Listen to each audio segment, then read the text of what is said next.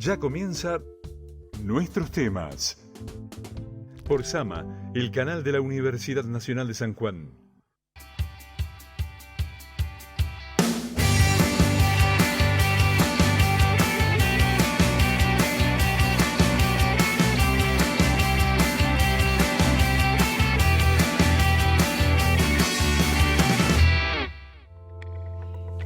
Muy buenas tardes, empezamos esta edición de Nuestros Temas de martes 28 de septiembre. Quienes lo ven en otro día es porque están viendo una reiteración. Muchísimas gracias por acompañarnos. Hoy hemos decidido dividir el programa en dos grandes temas. Y para este primer tema tengo a tres especialistas, las voy a presentar. Ellas son Mirta Domínguez. Mirta forma parte del equipo de orientación y tutoría de la Escuela de Orientación de la Escuela de Comercio. Paula Elena Mateos, que hoy no está en su rol de titular de la editorial, sino que ha venido por algo que es uno de sus temas, yo creo que de toda la vida, Paula, ¿no? Que es la investigación sobre los niños, niñas y adolescentes. Y Analía Videla, también con muchísimas horas de vuelo, Analía en estos temas, ¿no? También Analía, docente e investigadora de la Universidad Nacional de San Juan. Y lo que nos motiva, bueno, vamos a usar como disparador para abrir el debate sobre la violencia, la agresividad post-pandemia en las escuelas secundarias, vamos a utilizar unos titulares periodísticos de un diario local, del diario de Cuyo. Así es que le pedimos a nuestro director que nos ponga en pantalla, por favor, los titulares referidos a un episodio que ocurrió hace muy pocos días, la semana pasada, ¿no? En una escuela de Caucete. Ahí tenemos: una alumna golpeó reiteradas veces a otra en el interior de un colegio y la mandó al hospital. Ese es uno de los titulares.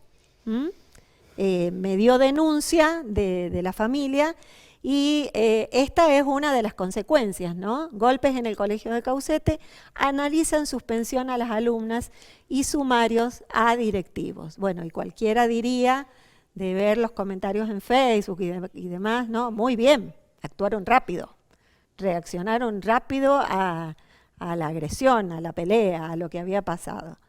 Y nosotros sabemos que en realidad debió suceder otra cosa, ¿no? ¿Qué debió pasar? Empiezo por Mirta. ¿Cuál hubiera sido la respuesta esperada de parte de una institución ante un hecho de violencia explícita, ¿no? Estas niñas se golpearon, una de ellas fue a parar al hospital. En realidad, el Ministerio de Educación cuenta con la guía de orientaciones de situaciones conflictivas en las instituciones. Entonces hay todo un protocolo de trabajo. Me permitiría no poner en discusión cómo trabajó esa institución, porque no es fácil trabajar en las instituciones educativas y mucho menos en este momento. Sí, me permito hablar de nuestra institución, que también tiene características particulares, digamos. Los colegios preuniversitarios no siempre están, si bien dependemos de Nación, en algunas cosas compartimos con la provincia y en otras no. Pero es más como una atmósfera controlada, ¿no? Al menos esa es la sensación. Sí, dentro de lo que se puede. Quizás que tenemos mejor acceso o mayor llegada desde las autoridades hacia la situación en sí misma, y el hecho de contar con los equipos de orientación en cada institución también ayuda a que podamos intervenir más rápidamente. El equipo de orientación en este momento, casualmente durante este año estamos trabajando y reelaborando esta guía de orientación que se ha dado a nivel nacional para adecuarla específicamente a la Escuela de Comercio. Bien. Porque cada institución tiene su realidad. Seguramente, seguro. Entonces, en este momento nos encontramos durante este año trabajando dentro de lo que se puede, porque hay mucha demanda, en precisamente adecuar estos protocolos que ya hay a nivel nacional y que es esta guía que está a nivel del Ministerio de Educación de la provincia, para adecuarlo a nuestra institución. Para eso estamos trabajando el equipo y estamos intentando el asesoramiento, digo intentando por los tiempos, con la doctora Patricia Cirera, que es a quien nosotros recurrimos con bastante frecuencia y que tiene una gran apertura. Inclusive en el 2019 ella fue a capacitar a los docentes desde su visión. Entonces, digamos que ahí empiezo a responder un poco qué tenemos que hacer. Bien. La prevención es La lo prevención, primero. seguro. ¿Sí? Y cuando hablamos de prevención, no hablamos de la prevención intentando que un hecho no suceda. Lógicamente que lo mejor y lo ideal es que un hecho no suceda. Pero la prevención tiene que ver con esto de prepararnos para que cuando suceda podamos atenderlo. Poder actuar. Y en este momento y bajo toda la legislación y sobre todo la mirada que hay, en lo que se prioriza, que compartimos en la institución y que tiene que ver con los principios básicos de la guía también, es primero proteger a los niños, niñas y adolescentes, o sea, Seguro. regulados por esa ley de protección. Paula, bueno, nosotros hemos usado dos titulares del diario, ¿no? Pero en todos los medios se repitió este tratamiento. Esto es como estigmatizar a las chicas, que bueno, nadie se anda agarrando a trompadas porque quiere, y menos dos chicas y en la escuela, ¿no? Porque se tienen que seguir viendo todos los días, porque probablemente no estén terminando y les quede un año más, o no sé, y este tratamiento no ayuda, me parece. No ayuda. Con Analía justamente hemos trabajado mucho esta situación de la espectacularización de la vida cotidiana de las niñeces y las adolescencias, y el daño que eso les genera, ¿no? Porque en realidad acá el tratamiento mediático, lo que hace el Diario de Cuyo es tomar una noticia, convertirla en un objeto. Ese objeto se convierte en algo que se vende, porque la noticia se vende en un medio que se dedica a vender noticias. Y en el medio hay pibes y pibas que están sufriendo, que seguramente no se quisieron agarrar a las piñas, que seguramente tuvieron una enorme historia atrás para llegar a esa situación de violencia, que vienen de 2 años de pandemia, pibas de 16 años que no tuvieron cumpleaños de 15, por ejemplo. Es verdad, no había reparado en ese detalle. Por ejemplo, ¿no? Y no solamente ellas, nadie de todo ese grupo tuvo un cumpleaños de 15, a ver, no lo estoy viendo en términos estrictamente celebratorios, sino en términos de rituales de pasaje.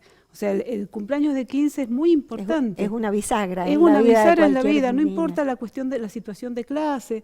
Las niñas, las familias tienen necesidad de hacer algún tipo de celebración vinculada a los 15. Las chicas estas no lo han tenido, no lo han tenido ellas, no lo han tenido los compañeros, tampoco quiero detenerme en eso. Pero vienen de 2 años muy complicados, se acaban de reencontrar en la escuela, se acaban de reencontrar, esta semana se reencontraron, la semana pasada, hace muy poco se están reencontrando. Y se están reencontrando consigo mismas, se están reencontrando con compañeras y compañeros, con docentes que también están complicados, porque a ver, nosotros los docentes también estamos atravesando la crisis como podemos. Y bueno, por supuesto que este tipo de titulares no solo no ayuda, sino que son tremendamente dañinos. O sea, esto hace mal, esto está mal, y la verdad que a mí me subleva que nada pare este tipo de tratamiento mediático acerca de temas de niños y adolescentes. O sea, no lo paran, al contrario. Si hay una situación en la cual un niño descolla por lo que sea, por buen alumno, por mal alumno, porque se pelea, porque trabaja, porque está en la calle, por lo que sea que descolla, hacen la noticia y la venden, lo objetualizan, lo convierten en un objeto de consumo. Y después, como se hace con todos los objetos de consumo, lo convierten en basura y lo descartan, porque ya no les sirve, ya no venden más. Porque aparece otra noticia parecida. Aparece otro objeto de consumo. Entonces, esto a mí me subleva enormemente porque estamos hablando de niñas, niños y adolescentes, y la Convención Internacional de los Derechos del Niño, en su artículo 3, habla del interés superior del niño, y acá el interés superior del niño no está, en esto no está. Y nadie sanciona, debidamente a los medios que hacen este tipo de tratamientos. Ayer, el 27 de septiembre, ha sido el Día Internacional de los Derechos del Niño, y uno tiene la sensación de que por ahí no los más chicos, ¿no? Pero un poquito más grandes, porque tal vez a los más chicos, como hablábamos con Mirta antes del programa, durante la pandemia, el hecho de tener al papá o a la mamá o a los dos en la casa, han estado como un poco más protegidos, si bien no podían salir, pero estaban como con una presencia.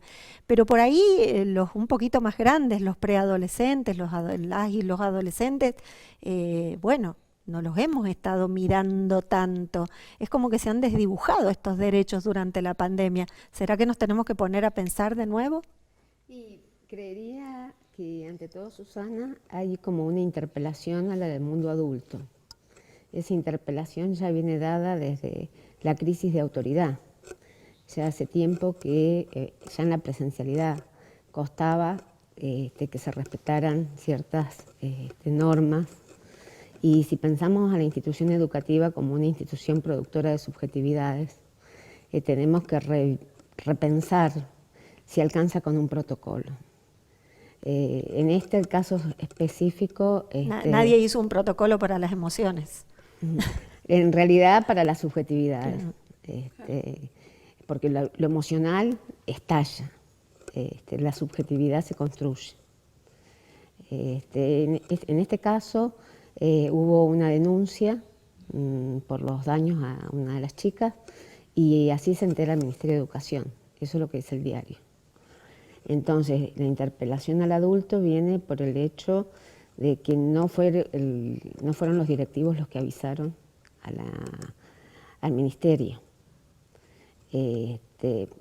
Indudablemente, aquí uno no cabe más que preguntarse, bueno, ¿cómo nos preparamos para esta vuelta a la presencialidad? Así como no nos preparamos para que el inicio del COVID, tampoco nos preparamos para volver a la presencialidad. Y esto cómo es pensado, porque si es pensado con un protocolo, hace falta, porque es ordenador, pero hace falta también recuperar la palabra, porque la palabra entre adultos que de pronto entramos de nuevo a la institución y nos encontramos con que ahí pasó un tiempo y hay que volver. Y en ese tiempo que pasó, ¿qué impacto tiene que las aulas estén otra vez con los estudiantes, con las estudiantes? Y por sobre todas las cosas, Silvia Duchaski dice, bueno, la violencia en la escuela es un fuera de lugar, no hay lugar para la violencia. La violencia se puede pensar fuera de la escuela, pero no en la escuela, porque en la escuela tiene que primar la palabra. Entonces, bueno, como decía Paula, hay una tendencia a la espectacularización que en realidad no resuelve que a las chicas las suspendan y que a las autoridades les hagan un sumario. Exacto. Para nada. Exacto. ¿Y cómo han vuelto los chicos, Mirta? ¿Cómo la universidad ha retomado la presencialidad también? Desde ayer recién Sí. tenemos Como la presencialidad ayer total. nos decía plena. Jorge Gutiérrez que en la escuela había como buena vibra, como con ganas de encontrarse, con ganas de y que se notaba por ahí como que se querían aproximar, pero no, como que se frenaban ellos mismos, ¿no? En los recreos, en estos momentos que no estaban tal vez bajo la mirada de un docente o de un preceptor, ¿no? Pero que en general había como ganas de volver a estar juntos y demás. ¿Cómo han percibido en la escuela ustedes? A ver, creo que se percibe como todo lo que nos ha tocado vivir en esta pandemia, ¿no? Como una mezcla de emociones y como dice Analía, por ahí nos apremia el tiempo, Claro. nos apremia el cumplir con, y no nos estamos dando muchas veces el tiempo para la palabra. Por lo que he podido quizás conversar entre pasillos con algunos docentes, varios de ellos han tomado esto en la escuela y han dicho, voy a repetir palabras de una docente ayer. Les dije, hoy empezamos de nuevo el año. O sea, estamos en octubre, académicamente Claro. por finalizar el año. Claro, ¿sí? claro. Pero ella se ha permitido decirles, hoy empezamos de nuevo el año, porque ella se encuentra, ella con todo lo que esto implica como docente, se encuentra con todo el grupo junto. Hasta la semana pasada venía un grupo y el después otro, el otro, que claro. hasta ha resultado difícil, pero ha sido también muy productivo, porque al ser grupos más chicos, el docente ha podido llegar más. Entonces conocía las dos realidades, digamos, de las realidades de los dos grupos. Ahora se encuentra con todos y con todo por hacer. Claro. En pocos tiempos. Entonces, esto que dice Analía de la palabra me parece que es lo prioritario. Darnos los espacios para el encuentro, Bien. darnos los espacios para el revincularnos, el que los chicos también vuelvan a vincularse entre ellos, a reconocerse en sus singularidades, en reconocerse como pares y en el compartir qué nos pasó, qué nos pasa. Exacto. Pero no es fácil. Vamos a hablar de eso en el otro bloque. Ahora vamos a ir a un corte, pero también, ¿no? Este derecho a las subjetividades, como decía, o sea, con esta construcción, porque así como las noticias se construyen, lo sabemos, hacemos noticia de algo que en realidad no lo es. Yo tenía un jefe que decía, si no quieren salir en el diario, no hagan cosas para salir en el diario, ¿no? Bueno, eso es una prueba de la construcción de la noticia. Vamos a hablar de esto de las subjetividades y del derecho a la palabra y a las emociones en el bloque que sigue. Ahora nos vamos a una pausa.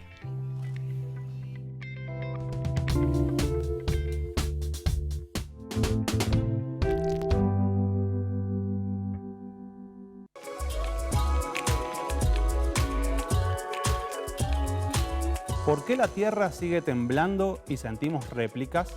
Luego de un terremoto ocurre la distribución de los esfuerzos tectónicos. Estos esfuerzos, que se están todavía distribuyendo y reacomodando, pueden generar nuevos sismos de magnitudes elevadas a moderadas. Esto va a depender de la magnitud del evento principal. Estas réplicas pueden ser sentidas horas, semanas e incluso meses de un gran evento sísmico.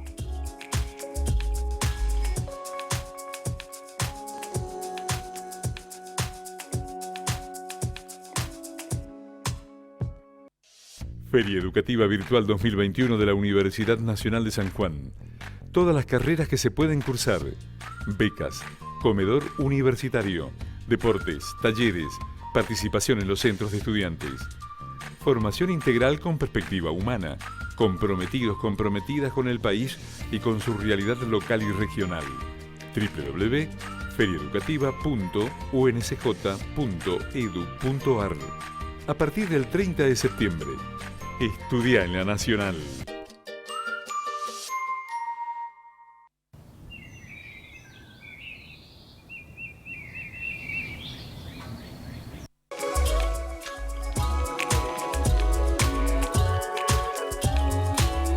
¿Existen actualmente descendientes de los dinosaurios? Sí. Los dinosaurios no se extinguieron completamente.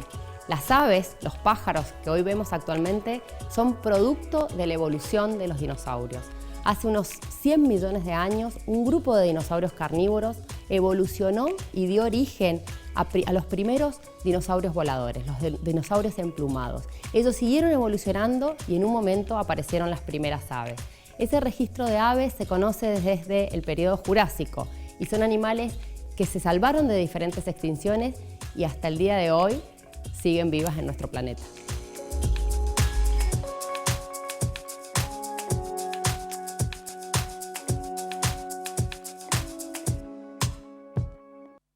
Seguimos viendo nuestros temas.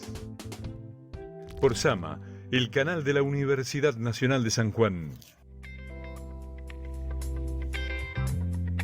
Volvemos con nuestros temas. Recordamos que nos están acompañando hoy Mirta Domínguez, Paula Mateos y Analía Videla, si es que usted empezó a ver el programa ahora. Estamos hablando de la violencia post-pandemia en las escuelas secundarias. Está muy bueno lo que decíamos en el corte también. No todos tenían ganas de volver a la presencialidad plena, había algunos que... Porque también hubo mucho miedo durante el aislamiento, ¿no? Entonces ahora de golpe encontrarme con todos mis compañeros, bueno, como que vuelve a aparecer ese miedo, se manifiesta de distintas maneras. ¿Hay más ansiedad en las chicas y en los chicos de secundaria?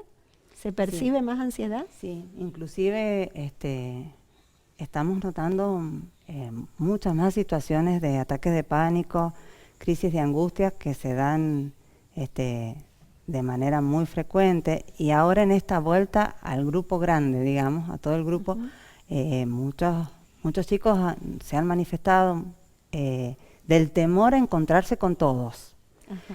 Y bueno, y tiene que ver con este temor del encontrarme con todo lo que durante un año estuve protegido. Claro. Y ese año tampoco fue una protección total, fue un año, casi 2, como decía Paula recién, de mucha angustia, donde los chicos a su crisis adolescente, que cuando hablo de crisis hablo de ese proceso de crecimiento, ¿no? No lo han podido vivir como tal. Para los adolescentes ha sido muy difícil plantearse un proyecto de vida, porque ¿qué proyecto podemos estar planteando en esta situación de pandemia? No podían reunirse con sus pares, no podían ir a la escuela. Todo lo que es propio del adolescente lo perdió. No lo podían hacer. ¿Y cómo recuperamos la palabra? Sí, a ver, a Paula y a Analía les pregunto. Hemos tenido muchas experiencias en este sentido. Y el tema de volver a instituir rituales. Ajá. Por eso instituir rituales hubiera sido una hermosa oportunidad esta para que los chicos antes de empezar las clases se hubiera podido armar un ritual. De pronto ese ritual no tenía por qué ser con los profesores de la escuela. Estamos los profesores de la universidad, que estamos dispuestos a trabajar y a hacer cosas, talleres y cuestiones en donde puedan expresarse. Hay una autora, Mercedes Minichelli, una psicoanalista, que habla de ceremonias mínimas. La escuela es un lugar de ceremonias mínimas, porque son esas y hay otra psicoanalista que habla de la escuela como un espacio otro, ¿no? Entonces, para el adolescente es ese espacio otro, y para Mercedes Minichelli dice, bueno, hay ceremonias mínimas que hay que reconstruir. Indudablemente de esto se trata, ¿no? Y muchas veces el hecho de poder hacer intervenciones, entrar y salir, ayuda a despejar. Nosotros en la universidad tenemos esta enorme potencia de poder hacer cosas articuladamente, que en realidad no la explotamos como debiéramos, en el sentido de que por ahí hay cosas que nos vamos enterando, cada unidad va trabajando como puede, ¿no? Bien. Pero sí es una potencia interesante. Paula, ¿cómo ejercitamos la escucha ahora que estamos de vuelta juntos? Sí, antes quería decirte que una de los rasgos que ha dejado claramente puesto de manifiesto la pandemia es el carácter profundamente estructurante de las vidas cotidianas de los niñas, niños y jóvenes, adolescentes, que tiene la escuela. O sea, la escuela es el gran estructurador de la vida cotidiana. Cada hora de cada día, de cada niña, niño, joven, está armada en función de la ida a la escuela. Y los fines de semana están armados en función de que el lunes van a la escuela. Y las vacaciones están armadas en función de que en marzo se vuelve a la escuela. O sea, el estructurante de la vida cotidiana de nuestras infancias y adolescencias es la escuela.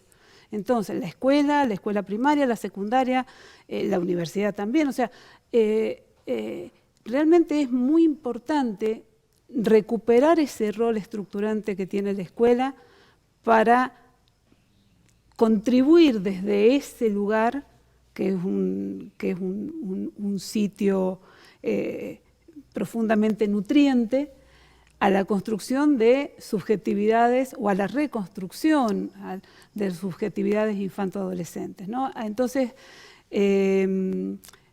necesitamos que las escuelas dejen de ser estigmatizadas como lugares de violencia o como lugares inseguros, y que sean recuperadas por las familias como lugares donde uno puede sentirse tranquilo, porque esa institución estructurante está ayudando a que tus hijos crezcan, ¿no?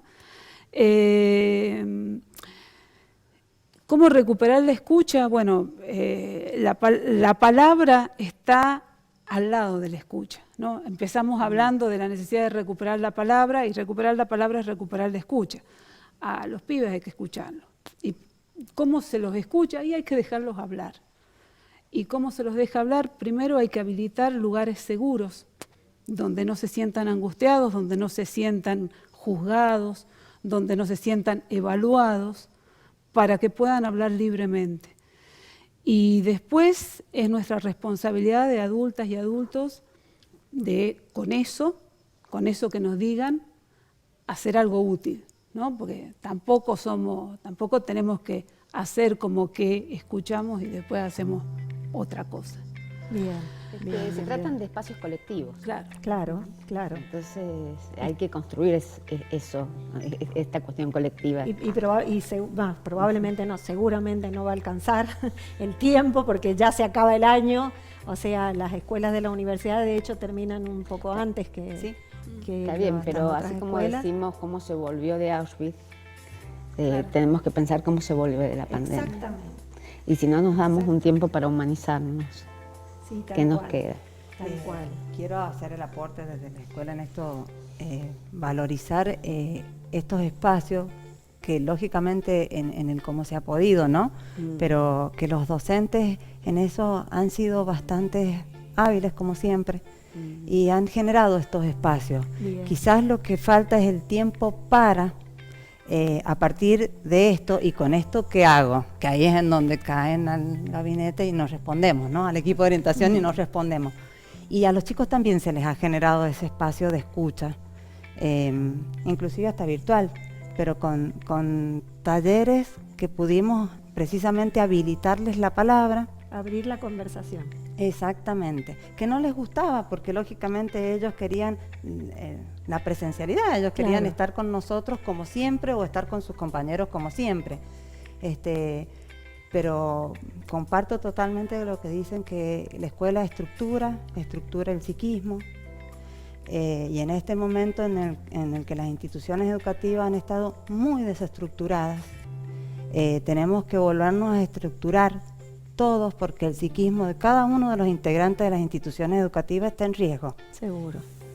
Bueno, yo les agradezco muchísimo a las tres.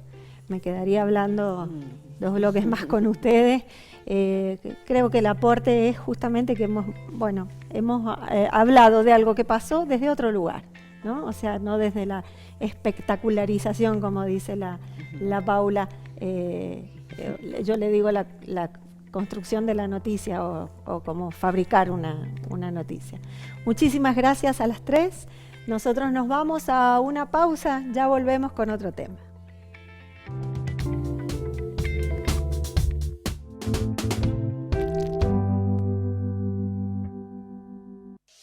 Feria Educativa Virtual 2021 de la Universidad Nacional de San Juan. Todas las carreras que se pueden cursar, becas, comedor universitario, deportes, talleres, participación en los centros de estudiantes, formación integral con perspectiva humana, comprometidos, comprometidas con el país y con su realidad local y regional.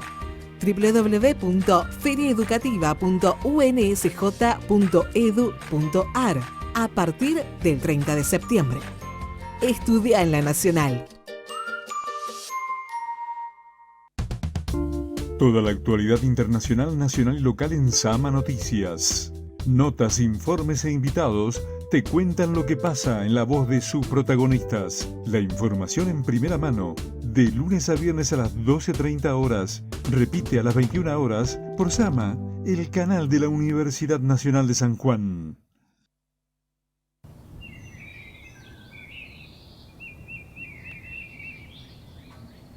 Estudia en la Universidad Nacional de San Juan. Vos podés elegir. Estas son las carreras en la Facultad de Ingeniería: Bioingeniería, Ingeniería Agronómica, Civil, Minas, eléctrica, electromecánica, electrónica, agrimensura, alimentos, metalurgia extractiva, industrial, mecánica y química. Sí, vos podés elegir. Estudiá en la Nacional. Mi nombre es Eliana González, soy diseñadora gráfica y me gusta dibujar e ilustrar. Les voy a mostrar algunas de las obras que he hecho. En la mayoría de mis obras utilizo el collage, en este caso fue digital. Me gusta de esta técnica que me permite jugar y expresarme y experimentar. Y en la mayoría de mis obras está muy presente esto de la naturaleza.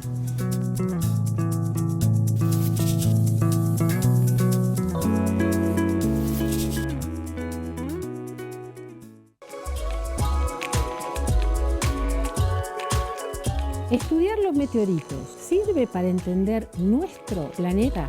Lo primero que tenemos que saber es que una gran cantidad de meteoritos, los más primitivos, son mucho más antiguos que nuestro planeta. Es decir, nuestro planeta se formó por acumulación de esos meteoritos.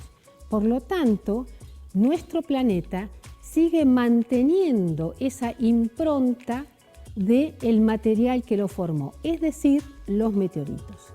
Ahora, nosotros tenemos, por ejemplo, los meteoritos de hierro. ¿Para qué nos sirven los meteoritos de hierro con respecto a nuestro planeta? Los meteoritos de hierro se supone que son parte de un núcleo de todo un cuerpo que estaba en el espacio. Entonces, nosotros no sabemos cómo es el núcleo de nuestro planeta. Por lo tanto, estudiar esos meteoritos de hierro nos va a permitir saber algo más de nuestro núcleo terrestre.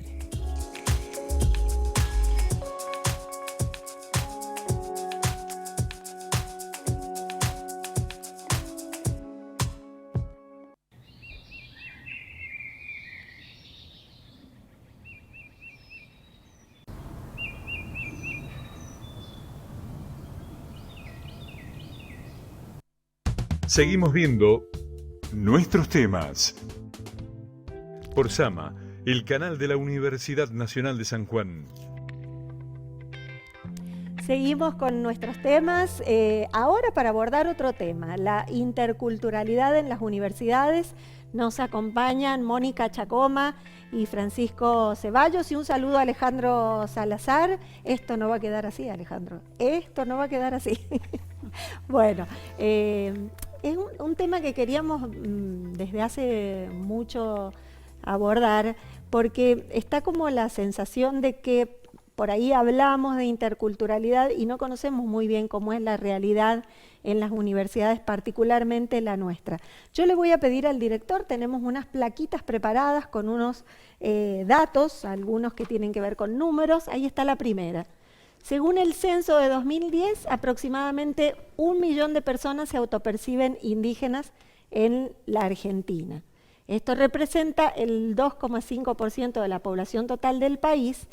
Y en Brasil, que hay una cifra parecida, ¿no?, de 1 millón de personas, pero al tener mucha más población Brasil, esto representa el 0,5% de la población total. Y bueno, conforma obviamente otro contexto, ¿no? Vamos a la que sigue. En la Conferencia Regional de Educación Superior de 2018 se avanzó bastante en temas interculturales y se habló de los programas específicos que distintas universidades, sobre todo las del norte argentino, tienen para tratar esta temática. Bueno, en la nuestra tenemos el Programa Universitario de Asuntos Indígenas en el que Francisco trabaja, ¿no? Y Mónica ha abordado este tema desde la docencia y la investigación también. En algunas instituciones académicas, aquí viene algo que dijeron autoridades de universidades indígenas en la declaración final. Solo se los considera objetos de estudio y no protagonistas. Y vamos a la última placa. Esto es lo que está pasando hoy, 2021. urge modificar la ley de educación superior para introducir en una nueva ley de educación superior esta mirada intercultural. Y hay un dato numérico: solo el 10% de los jóvenes entre 20 y 29 años de comunidades indígenas acceden a la universidad, cuando la media en cualquier grupo de jóvenes de 20 a 29 años es del 35% o más, que también es bajo, pero digo, solo el 10% es como muy poco. Mónica, ¿cómo interpretamos este dato de que los representantes de pueblos originarios o pueblos indígenas no quieren ser considerados objetos de estudio, quieren tener otro lugar en la academia, en las universidades, ser protagonistas? Bueno, en primera instancia, decirte que yo soy parte de ese 10% que llega a la universidad indígena. Yo soy huarpe y mapuche, y llegar a la universidad fue complejo. Las circunstancias políticas, económicas, sociales y culturales de un momento X me favorecieron que llegara a la universidad de mi comunidad.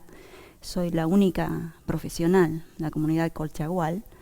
Y bueno, es difícil llegar a la universidad y también observar que desde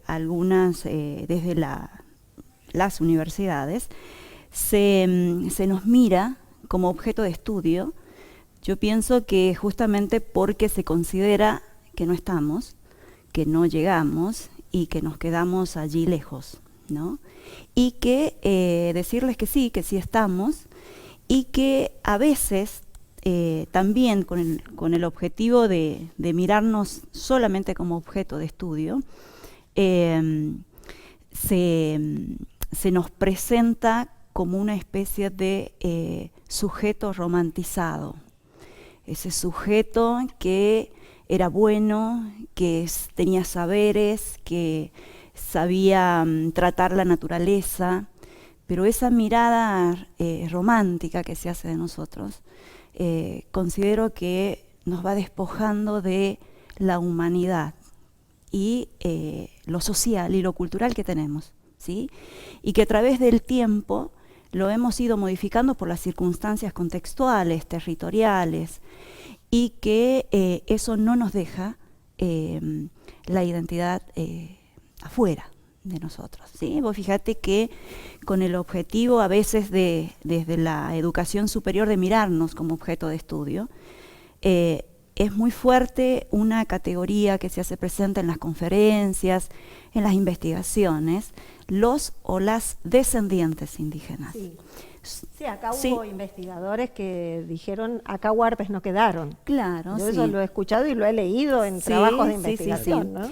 Y yo creo que sí somos descendientes, pero somos indígenas, ¿sí? No hay descendientes, hay indígenas, en circunstancias diferentes, con transformaciones diferentes, pero estamos, hacemos, y por allí esa mirada también como objeto de estudio nos ubican a los y a las indígenas como sujetos de sospecha de la identidad indígena. Se nos sospecha de que somos indígenas porque nos vestimos diferentes a nuestros ancestros, porque hemos incorporado saberes y conocimientos diferentes a nuestros ancestros. Y bueno, desde algunos lugares... Como si fueran impostores. Como si fuéramos impostores, claro. Sí. Y pareciese que no tenemos derecho a adquirir bienes socialmente escasos de esta sociedad occidentalizada, que es la educación, ¿sí? Y entonces decirte que soy una de esas del 10%, muy orgullosa de estar en la Universidad Nacional de San Juan. Fui estudiante y actualmente soy docente. Y poder visibilizar esto, sí, ¿no? y poder poner en palabras. Bien. Y ¿sabes qué? Poner sobre el escenario educativo la corporeidad y la subjetividad de quienes somos indígenas, ¿sí?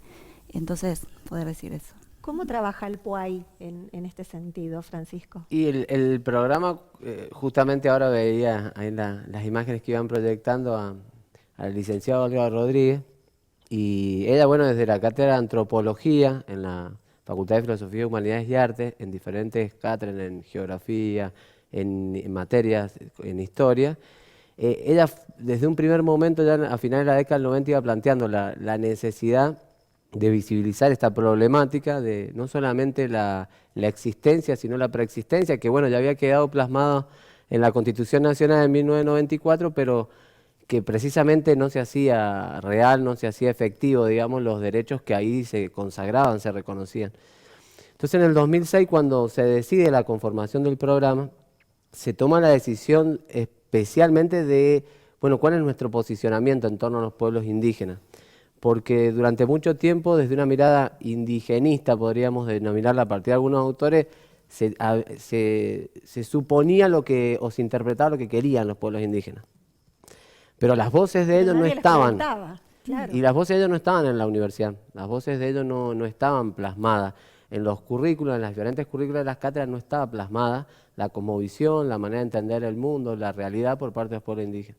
Entonces, el programa universitario tratamos de tener una mirada indianista, tratando de acompañar a los pueblos indígenas en sus reclamos, en sus necesidades, pero sobre todo de dar el lugar, de conceder ese espacio que es de ellos en realidad, que les pertenece y que de pronto la universidad también encuentra como un desafío muy grande en ser una institución más de un Estado que durante mucho tiempo negó la existencia de los pueblos indígenas. Claro. Entonces eso es como que en la génesis de la universidad, porque pertenece a los Estados-nación, es un desafío constante, un antagonismo muy fuerte, y el programa tratamos de generar ese acompañamiento. Por eso la formulación de talleres, muchos proyectos de investigación donde participamos con los pueblos indígenas. De hecho nos pasó en la última convocatoria un taller sobre EIB, que lo pensamos mucho porque habíamos escrito que los disertantes o los talleristas iban a ser del programa y los participantes de los pueblos indígenas. Y en un momento, antes de sacar el flyer para publicitar un poco, nos dimos cuenta, digamos, que todavía seguía vigente esa mirada de nosotros somos los que llevamos el objeto de estudio, que son ellos los pueblos indígenas. Y ahí nos dimos cuenta que no, que el taller era conformarlos entre todos, claro, elaborarlo, porque en la interculturalidad, precisamente, más que una manera de educar o una corriente pedagógica, es un proceso de reformulación de un montón de ideas plasmadas en la educación, donde se encuentran los pueblos indígenas y los pueblos no indígenas. De construirse para empezar de nuevo. Vamos a hablar en el bloque que sigue de cómo la interculturalidad favorece la tolerancia, ¿no? Bien. Ahora nos vamos a una pausa, ya seguimos.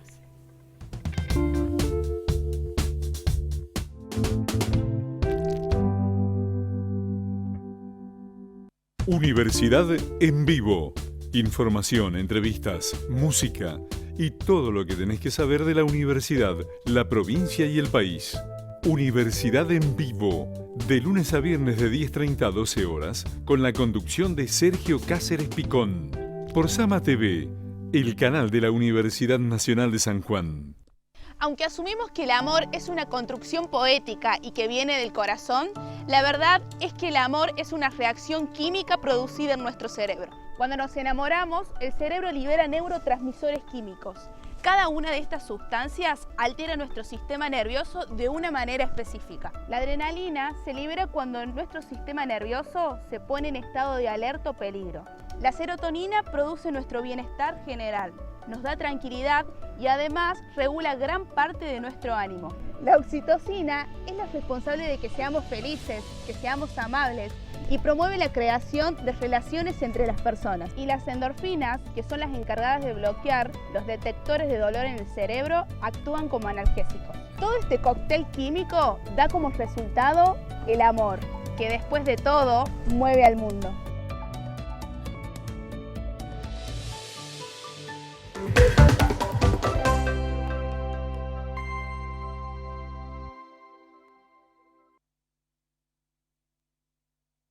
Seguimos viendo nuestros temas. Por Sama, el canal de la Universidad Nacional de San Juan. Seguimos, último bloque de nuestros temas, y aquí nos quedamos definiendo interculturalidad, multiculturalidad, que no son lo mismo, ¿no, Mónica? No, en nuestro territorio latinoamericano se han desarrollado distintas corrientes de pensamiento en torno, ¿sí?, a la diversidad y adversidad de los pueblos preexistentes y todavía existentes, y aquellos que llegaron.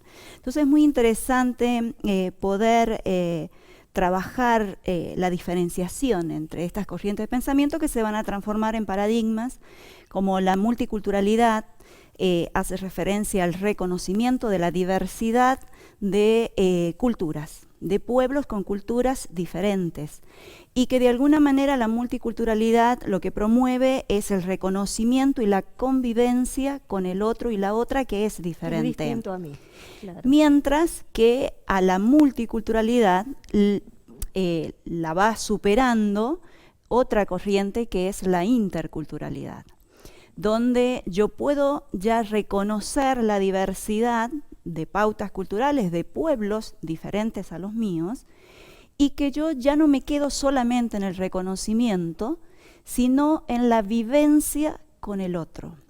Y entonces allí se producen debates que todavía son muy arduos. La multiculturalidad lo que promueve es la tolerancia, es decir, yo convivo con el otro, y la tolerancia es una palabra que hace referencia a tolerar, a sostener. El tema es qué pasa cuando yo me canso de sostener y bueno, suelto, cae, se aleja de mí. Entonces la interculturalidad lo que promueve es obviamente el respeto y la tolerancia, pero tratar de superar ese concepto y esa práctica de la tolerancia por otra que es el vivir, el reconocer al otro y a la otra como diferente y poder conocer, comprenderlo en su corporeidad, en su subjetividad, en su hacer y ser en territorio, para poder yo vivir con el otro y con la otra, en plena aceptación. Y también la interculturalidad promueve esa interacción, ese conocimiento, ese intercambio, pero no solamente en una dimensión de pautas culturales, sino en una dimensión humana, ¿sí?, en que nuestras corporeidades son diferentes, nuestros colores son diferentes, nuestras texturas son diferentes, y es allí donde poder reconocer la riqueza del otro y de la otra, ¿sí? Francisco, ¿qué habrá que cambiar para que esto sea posible? ¿Es mucho soñar con curricularizar este tipo de acciones? ¿O qué podemos empezar a hacer? Claro, que de hecho, digamos, los cambios que fueron ocurriendo, por ejemplo, en el sistema educativo argentino, desde no solamente cuando se nos empezó a plantear de una manera diferente el trabajo de la interculturalidad, a principios del siglo XXI, ya en el 2004, se creó el Programa Nacional de Educación Intercultural Bilingüe. Después la Educación Nacional de Educación lo incluye y de hecho habla de una modalidad de educación intercultural bilingüe.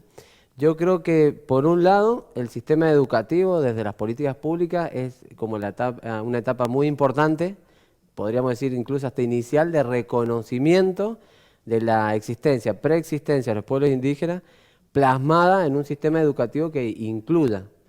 Y por el otro lado yo creo que la formación de los formadores es el espacio básico, vital, central, porque de hecho en los talleres que con el programa universitario vamos trabajando, las inquietudes surgen de los propios docentes, que reconocen que en su formación, ya sea en un nivel superior universitario o en universitario, se sigue hablando no solamente en tiempo pasado de los pueblos indígenas, con este ámbito o esta definición casi folclórica de los pueblos indígenas, con una mirada muy cristalizada en el pasado, y que de pronto ellos se encuentran ya desarrollando su tarea docente con inquietudes de alumnos que se reconocen como tal o incluso que no son indígenas pero que reconocen que su cercanía en su sociedad, en su barrio, hay pueblos indígenas y que eso no se está todavía tratando. Así que yo creo que son como los dos espacios, en general las políticas públicas en el sistema educativo y en especial en la formación de los formadores. Ahí es el centro de la posibilidad de transformar. De hecho, no voy a decir nada nuevo si digo que la educación es promotora de grandes transformaciones sociales, no digo absolutamente nada nuevo. Y en este sentido juega un rol trascendental ahí la posibilidad que la educación intercultural sea realmente un espacio de encuentro entre las culturas. Porque además, bueno, hace unos años se dio a conocer el mapa genético de la Argentina y somos más originarios de lo que nos parece. O sea, esta expresión de que venimos de los barcos... no es así, no es tan así. No es claro, así, o tantas concepciones que de pronto, desde la educación normalizadora, por decirlo de alguna manera, como se planteó durante un tiempo en la Argentina, se restringió a conformar una identidad que tenía más que ver con un discurso pro o a favor de una civilización europea que de reconocer las propias raíces. ¿Sí? De pronto, yo recuerdo rápidamente a Rodolfo Kusch cuando hablaba de América Profunda y hacía referencia a que, bueno, muchas veces en la educación se hizo referencia a la América Profunda como un hedor, como algo que malolía, ¿sí? Haciendo referencia a esas tradiciones ancestrales de los pueblos indígenas y por ende que debía ser rechazado, desconocido. Y la educación en eso jugó un rol importante. ¿Habrá que disponer sistemas de becas especiales para que más chicos de las comunidades indígenas puedan acceder a la universidad? Vos que lo viviste en carne propia, Mónica. Y yo con mi experiencia en educación superior, por ejemplo, identifico como muy buena política de Estado para con los y las estudiantes indígenas, fue la política de becas para quienes asistían a los institutos superiores de formación docente. En la búsqueda de la identidad, al llegar este beneficio de nación y hacer la convocatoria, nos encontramos que muchos y muchas estudiantes empezaron a remover recuerdos muy dolorosos, ¿sí? Y contarte que la provincia de San Juan estuvo en un 7º lugar a nivel nacional de reconocimiento de estudiantes en los institutos superiores de formación docente. Fue una política de muchísimo impacto y en nuestra universidad hace falta becas, pero también hace falta una presencia muy fuerte, ¿sí? en la currícula. Por ejemplo, contarte que, y acá coincido con mi colega, en sociología, donde yo soy docente, en algunas de las asignaturas del profesorado de sociología hay contenidos de interculturalidad. Hemos realizado experiencias en territorio, hemos ido a vivir a escuelas campesinas indígenas y entonces nuestra confianza está en que nuestros futuros y futuras docentes, muchos de ellos descubrirán su raíz étnica indígena y otros tantos no, tal vez, pero reconocerán la presencia y la existencia de pueblos originarios. En los institutos superiores de formación docente en la provincia de San Juan también hemos hecho experiencias en territorio. Nos vamos a vivir con las comunidades indígenas y en práctica, por ejemplo, talleres sobre interculturalidad. Hay toda una movida, hace falta políticas tal vez más profundas para con los nuestros, para con las nuestras, pero las becas son un punto de inicio importantísimo. Bien. Porque nuestras comunidades se ubican territorialmente muy lejos y entonces no podemos llegar. Exacto. No podemos y tampoco llegar. hay facilidad de conectividad para Sí. que fuera virtual, ¿no? Francisco, bueno, ya para ir cerrando, ayer se hizo un anuncio, se firmó de hecho un acuerdo para legitimar este tema de las tierras de las comunidades. ¿Esta es una política también que favorece? Sí, yo creo que se avanza muy lento, pero es un punto de inflexión bastante importante porque si bien es una ley que incluso ahora en noviembre debe ser nuevamente renovada, desde el 2013 viene la ley de la 26.160, en torno a la emergencia territorial, la imposibilidad de ser desalojado, hasta los juicios que se puedan realizar en torno a la distribución y recuperación de los territorios. Yo creo que es algo muy importante que el Ministerio de Desarrollo Humano y en San Juan se vaya dando estas instancias. Incluso yo sumaría también la presencia de Nadia Gómez, por ejemplo, en el programa en torno a la modalidad de educación intercultural bilingüe, porque ya habla también de la presencia de los pueblos indígenas en el trabajo y en la gestión de las políticas públicas. Así que sí, obviamente que es una alegría muy grande la posibilidad de que desde el Estado ya se vayan acordando en un tema que es tal vez el más álgido, probablemente el más difícil de resolver, que tiene que ver con el territorio, porque se ponen en juego un montón de situaciones, desde la cosmovisión hasta la posesión ancestral, la gestación de los estados, decía anteriormente, así que sí, es algo que alegra mucho y que ojalá sí se siga por ese camino desde el Estado provincial y nacional. Bueno, yo les agradezco muchísimo a los dos, no va a ser la última vez que nos vamos a poner a hablar de estos temas. Sama lleva ya en su nombre este espíritu de visibilizar y de sentirnos parte y de hacerlos parte, no como objetos de estudio, sino como protagonistas. Así es que bueno, están disponibles los espacios de Sama para ustedes. Muchas gracias por habernos ayudado a reflexionar y a pensar sobre estos temas. Gracias por la invitación. Bueno, hasta aquí llegamos con nuestros temas de hoy. Agradeciendo a nuestros invitados e invitadas que nos han estado acompañando. Nos reencontramos el martes que viene a las 14 por Sama, la señal de televisión universitaria. Que tengan buenas tardes.